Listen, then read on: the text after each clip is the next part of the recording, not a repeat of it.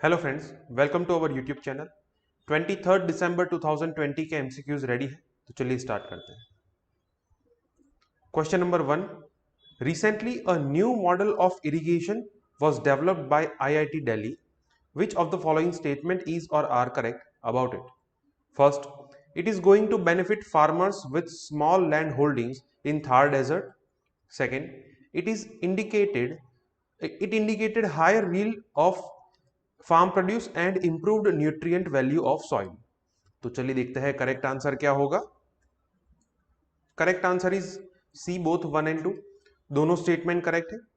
Recently ये जो IIT Delhi की टीम है, रूरल टेक्नोलॉजी एक्शन ग्रुप, उन्होंने एक सब सरफेस पोरस वेसल को यूज करके ये एक नया इरिगेशन मॉडल डेवलप किया है, जो आपको यहाँ पे दिख रहा है इस इमेज के अंदर। जो स्पेसिफिकली डेजर्ट एरिया के अंदर जो विलेजर्स है, उनको एग्रीकल्चर के अंदर जो तकलीफ पड़ती है, उन तकलीफों को दूर करने के लिए ये पर्टिकुलरली मॉडल जो है वो बनाया गया है। तो इसकी वजह से क्या होगा कि जो स्मॉल लैंड होल्डिंग्स वाले फार्मर्स हैं, जो कि उनके नंबर्स काफी ज्यादा है, उनको बेनिफिट मिलेगा particularly in the Thar desert. और इसकी वजह से फार्म प्रोड्यूस की यील्ड जो है वो भी बढ़ेगी एंड न्यूट्रिएंट वैल्यू जो है वो भी इंक्रीज होगी। अब ये जो है उन्होंने लॉकडाउन के अंदर एक्सपेरिमेंट जो है वो कैरी ऑन किया था to address the issues of non availability of food material, malnutrition among children and the villagers inability to earn livelihood in the cities. So इसकी वजह से जो modified watering by pitchers and competes with drip irrigation जो है, उसके साथ ये particular model जो है वो कंपीट करेगा।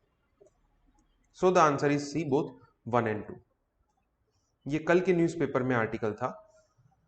Question number 2। Which of the following neighbouring country of India has recently been in news for dissolution of its parliament and resulted into constitutional crisis? First, Bangladesh. Second, Pakistan. Third, China and fourth is Nepal. तो चलिए देखते हैं correct answer क्या होगा। Correct answer is D, Nepal. अगर आप daily newspaper पढ़ते हैं तो आसानी से इस क्वेश्चन का आंसर आ जाएगा। नेपाल के अंदर रिसेंटली वहां के जो प्राइम मिनिस्टर है केपी शर्मा ओली, उन्होंने पॉलिटिकल क्राइसिस के चलते पार्लियामेंट को डिसॉल्व कर दिया, और इस वजह से वहां पे ये constitutional crisis and political crisis की सिचुएशन जो है वो अराइज हुई है। तो ये उस सिचुएशन का एनालिसिस है, कल के न्यूज़पेपर में ये आर्टिकल था। Question number 3। Which of the following statement is or are correct about voice over internet protocol? First, it is IP enabled voice calling technology that do not use internet. Second, it requires broadband connectivity to make a call. तो चलिए देखते हैं correct answer क्या होगा। Correct answer is B, second only. First is incorrect. अब देखिए, पहले statement में ये कहा है कि ये IP enabled voice calling technology है जो इंटरनेट का यूज नहीं करती। दूसरे स्टेटमेंट में ये लिखा है कि कॉल करने के लिए ब्रॉडबैंड नेटवर्क जो है वो जरूरी है। मतलब कि दोनों स्टेटमेंट के बीच में कॉन्ट्राडिक्शन है। Correct answer is B, second only. First is incorrect because voice calling technology जो है IP enabled service over the voice over internet protocol, it do require internet. यहां पे इंटरनेट की जरूरत होती है। यहाँ पे वॉइस जो है वो डिफरेंट पैकेट्स में कन्वर्ट किए जाते हैं and these packets are transmitted to another device using this technology. तो इसलिए इसे कहते हैं voice over internet protocol. Answer is B, second only. So recently जो स्पेक्ट्रम अलोकेट किए गए हैं वेरियस बैंडविड्थ के, तो उसको चलते ये कल के न्यूज़पेपर में आर्टिकल था कि किस तरीके से ये स्पेक्ट्रम का ऑक्शन एंड अलोकेशन की प्रोसेस जो है उसे आप अच्छे से इंप्रूव कर सकते हैं टू अवॉइड दी 2016 सिचुएशन, जहां पे बहुत बड़ा स्पेक्ट्रम अलोकेशन के अंदर स्कैम बाहर आया था। काफी अच्छा आर्टिकल है, इसके ऊपर हम दूसरा क्वेश्चन देखेंगे। Question number 4। Which of the following statement is or are correct? First, Wi-Fi can supplement the carrier network and reduce demand for mobile network capacity. Second, Wi-Fi provides huge capacity in wider area than a carrier network. तो चलिए देखते हैं correct answer क्या होगा। Correct answer is A, one only. Second is incorrect. Wifi जो है वो supplement कर सकता है कैरियर नेटवर्क को।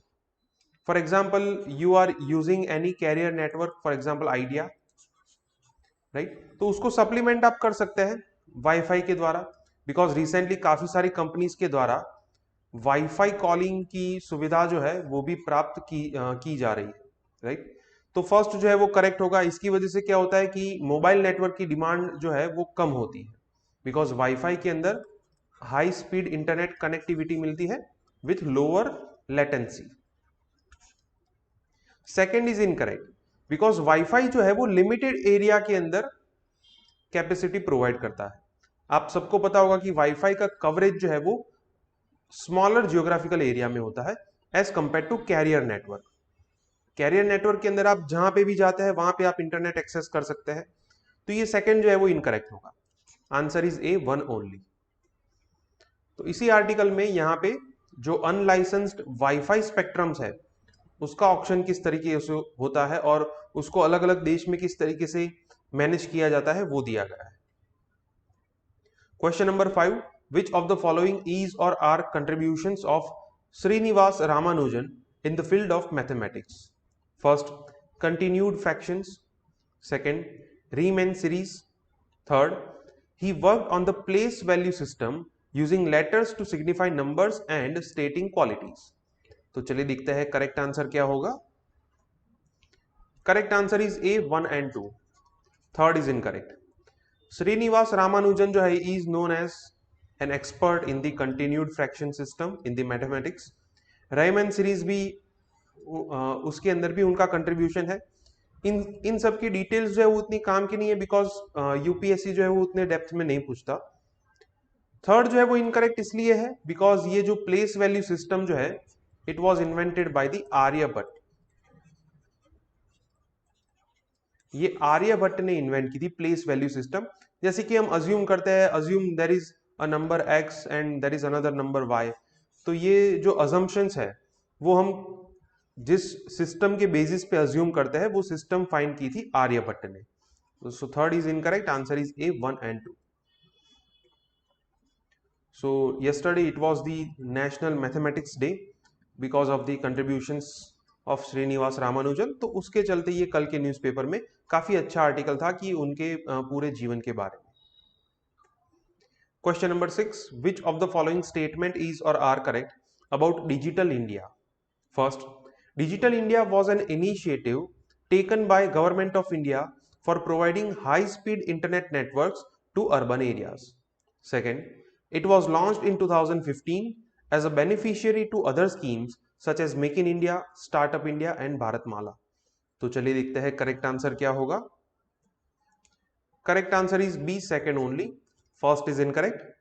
ये गवर्नमेंट ऑफ इंडिया का इनिशिएटिव है।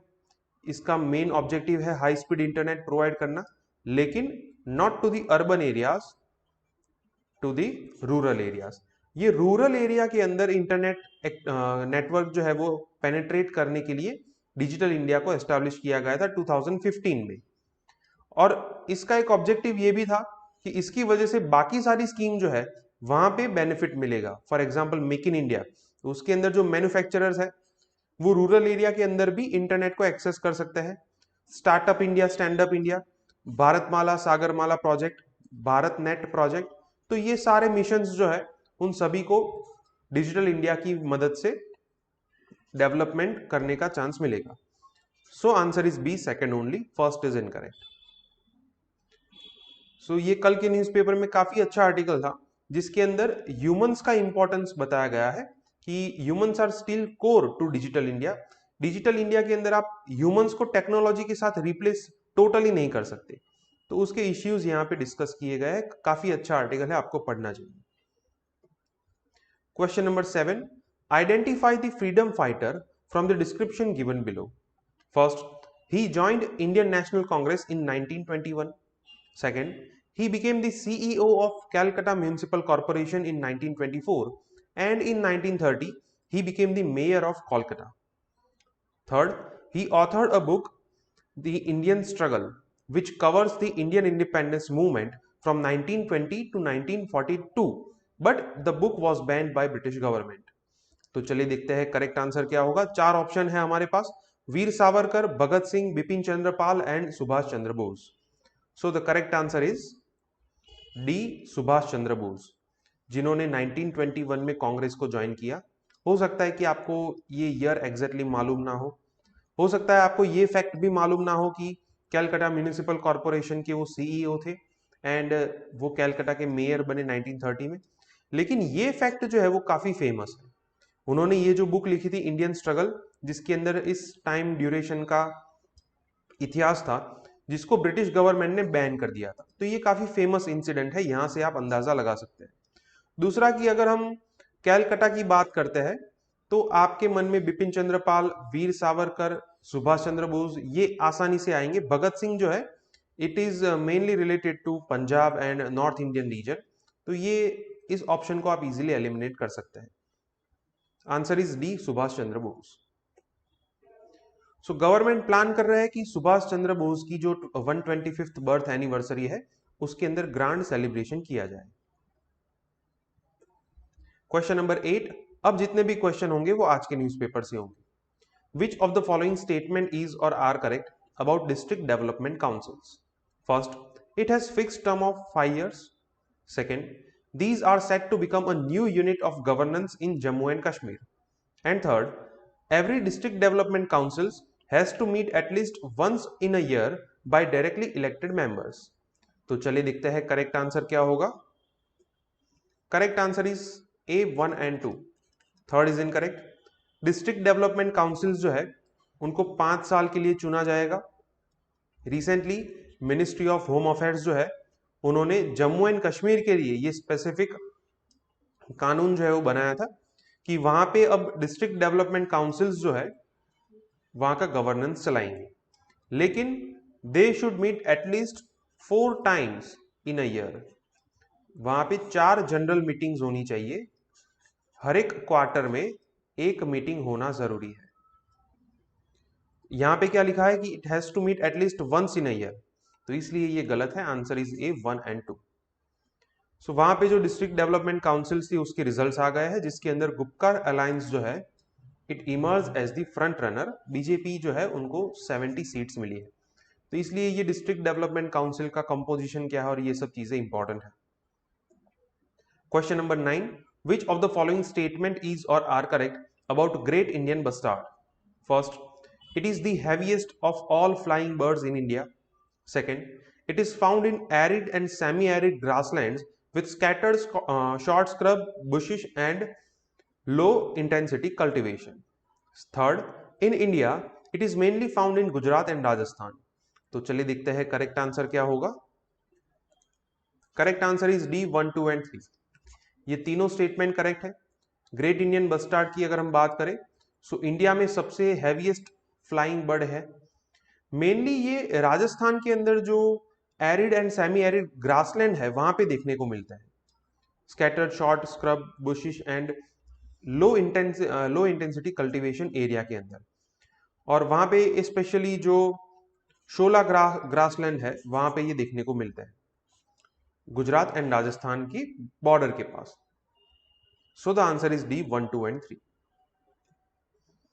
सो अभी ग्रेट इंडियन बस्टार्ड की पॉपुलेशन को बचाने के लिए वहां के एडमिनिस्ट्रेशन ने एक अलग ही स्टेप लॉन्च किया है, जिसके अंदर ऐसा कई बार होता था कि वो जब उड़ते थे तो ये जो बिजली के खंभे हैं उनसे टकरा के they died because of short circuit. तो वहां पे उन्होंने इस टाइप के लाइटिंग्स लगाए हैं विच सीम्स लाइक फायरफ्लाइज। तो इसकी वजह से क्या होगा, उनको पता चलेगा कि यहाँ पे बिजली के तार है और यहाँ पे नहीं उड़ना है, तो इस वजह से उनकी जान बचाई जा सकती है। Question number 10, which of the following statement is or are correct about desert national park? First, it is the largest national park of India. Second, its area is limited to 1 state only. And third, the region is haven for migratory and desert birds. तो चलिए देखते हैं correct answer क्या होगा। Correct answer is B, second and third. First is incorrect. India का सबसे बड़ा national park जो है that is Hemis national park.